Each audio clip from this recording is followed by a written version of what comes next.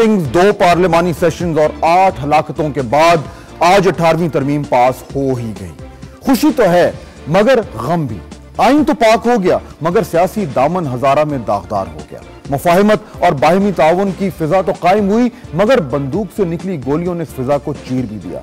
ऐवानों में सियासतदानों ने उसूल पसंदी का मुजाहरा तो किया मगर एबटाबाद की सड़कों और गलियों में कई उसूलों की तदफीन भी हुई। जहां अमरीत के खिलाफ ये सियासतदान सियासी सीसा पिलाई दीवार बनते नजर आए, वहीं हजारा में पिछले चंद दिनों में ये कांच के मुजस्मों की मानंद भी दिखाई दी। तो फिर आप ही बताइए, हम अवाम खुश हों या अफसरदा? मैं हूं फहाद हुसैन और ये है सेंटर स्टेज।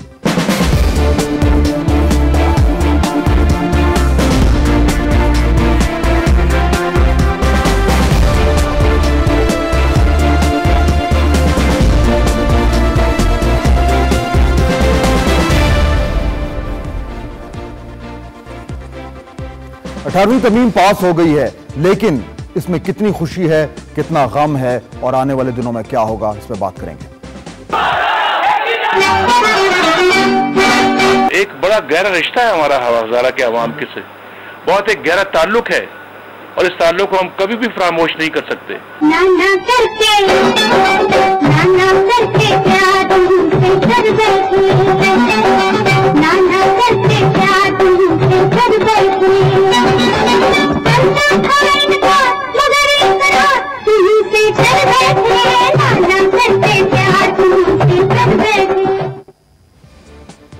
ना करते प्यार तुम ही से कर बैठे। हमारी सियासी सूरत हाल में शायद ये मौजू बात है। आज जो बात होगी उसमें कौन कौन हमारे साथ शामिल गुफ्तगू है, मैं उनका तारुफ कराता चलूं। स्टूडियो में मेरे साथ मौजूद हैं राना नज़ीर अहमद, पाकिस्तान मुस्लिम लीग नून से इनका ताल्लुक है, साबिक वफाकी वजीर भी हैं, मंझे हुए तजुर्बाकार सियासतदान हैं। पेशावर से हमें ज्वाइन करेंगे जनाब बशीर बिलोर साहब, सीनियर मिनिस्टर हैं खैबर पख्तूनख्वा के और एक तवील तजुर्बा है इनका सियासत में। इस्लामाबाद से डॉक्टर अरबाब आलमगीर हमारे साथ मौजूद हैं, वफाकी वजीर बराए मवासलात हैं, वो हमें पीपल्स पार्टी का जो मौक़िफ़ है वो बयान करेंगे।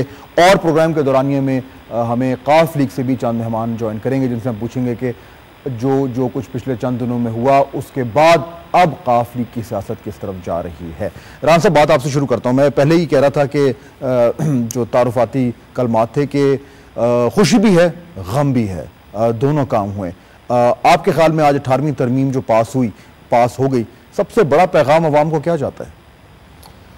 देखिए जी, ये जो 18वीं तरमीम हुई है ये बहुत बड़ा एक अहम वाक़या है पाकिस्तान की सियासी तारीख में, कि जो अब तक यही इल्ज़ाम था सियासतदानों पे कि ये कौमी मुफाहमत नहीं करते और कौम के एजेंडे पे इकट्ठे नहीं होते, और वो जो एक आमर की एक उसके बाद दूसरे आमर की जो तरामीम करके उन्होंने 73 का आइन बिगाड़ा, हमारे सिस्टम को जो है वो कुदरती सिस्टम की बजाय एक आर्टिफिशियल बना दिया। उसको तमाम सियासी जमातों ने मिल के वो तमाम जो एक आमर का गन था उसको निकाला और कौम को एक पैगाम दिया है कि कौम के वक़ार के लिए, कौम के मफाद के लिए और मुल्क की मजबूती और बका के लिए और पाकिस्तान में जमहूरियत के जो है फ़रोग के लिए ये पूरी जमातें जो है इकट्ठी। और काश ऐसा ही हो, लेकिन बिलोर साहब आप का एक जो देरीना मुतालबा था वो पूरा हुआ। पख्तूनख्वा के हवाले से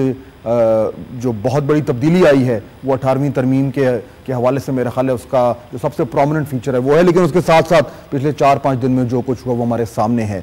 खुशी है, गम है?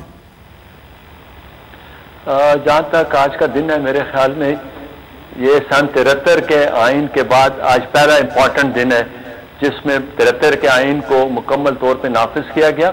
और उसमें साथ जो सबसे बड़ी बात यह है कि सूबाई खुद मुख्तारी भी हमारे सूबों को मिली, जो हमारा बहुत दिलना मुतालबा था। कंकरेंट लिस्ट खत्म हुई, हमारा 60 साल का मुतालबा था नाम का, वो मिला। इन सब बातों के साथ साथ बहुत ज़्यादा अफसोस है जो वाक़या हुआ है जिस पे, और उसकी वजह से आज हमने कोई भी ऐसा कोशिश की कि कोई ऐसा इवेंट ना हो जिसमें वो हमारी कोई खुशी का इजहार हो इस वक्त, क्योंकि हमारा हज़ारे में जो हज़ारा नहीं अब्ताबाद में जो हमारे लोग शहीद हुए उनके लिए भी हमें अफसोस है। मगर जो कुछ हुआ है उसको हम कंडेम भी करते हैं, मजम्मत भी करते हैं। और हाई कोर्ट के जैसे मैंने आपके एक पहले प्रोग्राम में कहा था कि इंशाल्लाह हाई कोर्ट के जैसे इंक्वायरी कराएंगे, वो भी हमने नामजद कर दिया। और जो भी इंक्वायरी रिपोर्ट आई जो भी इसका जिम्मेवार है उसके सख्त से सख्त सजा दी जाएगी। अच्छा, आपने बिलोर साहब ये तो कहा कि आपने पूरी कोशिश की कि जो उस तरीके से सेलिब्रेशन ना हो, लेकिन वो मेरा ख्याल है आपकी कोशिशें जो हैं वो सही तौर पर नहीं कामयाब हुई। मैं आपको दिखाता हूँ, हमारे पास कुछ फुटेज है कि आज ANP जो है वो किस तरीके से सेलिब्रेट कर रही थी उन तमाम हिदायत के बावजूद जो आपकी क़यादत ने दी। मेरा ख्याल है ये ज़रा दिखाइए।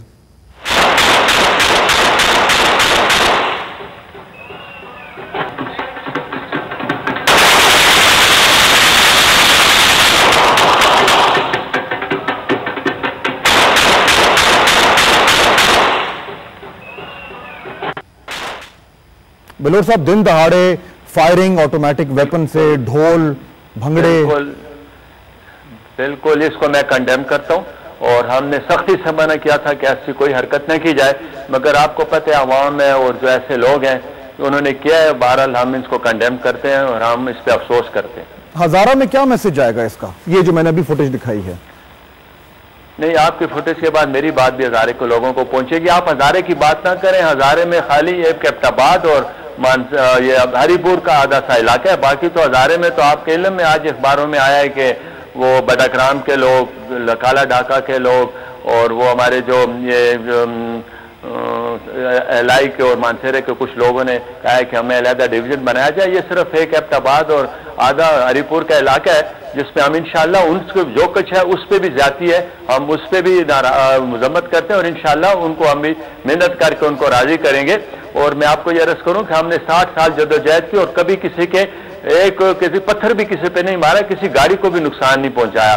तो हमने खुदा ने 60 साल के बाद हमें ये मौका दिया और आप अभी से उसके जलाओ घेराव से तो कभी भी कोई मसले हल नहीं होते, हमेशा मसले बैठकर हल होते हैं, बातचीत से हल होते हैं। इन्हों रेजोल्यूशन पेश करें, खुद पास हो जाए, फिर पार्लियामेंट में जाएं, पार्लियामेंट में पास हो जाए, तो हमें क्या है कि हम उनका इख्तिलाफ करेंगे। बिलोर साहब, वैसे सिर्फ मैं रिकॉर्ड एक सेट कर दूं कि ये जो अभी फुटेज हमने दिखाई है फायरिंग और ढोल और जो भंगड़े और नाच, ये जो बाचा खान मरकज है उसके अहाते में हो रही थी आज। ये मैं अर्ज करता हूँ कि मैं उसको कंडेम भी करता हूँ और पार्टी ने उनको सख्त से मना किया था, मगर कुछ इर्द गिर्द के लोग जो वो गांव के लोग थे वो जमा होकर उन्होंने किया है, ठीक नहीं किया है, उसके लिए हम माजरत ख्वाह हैं। ठीक है।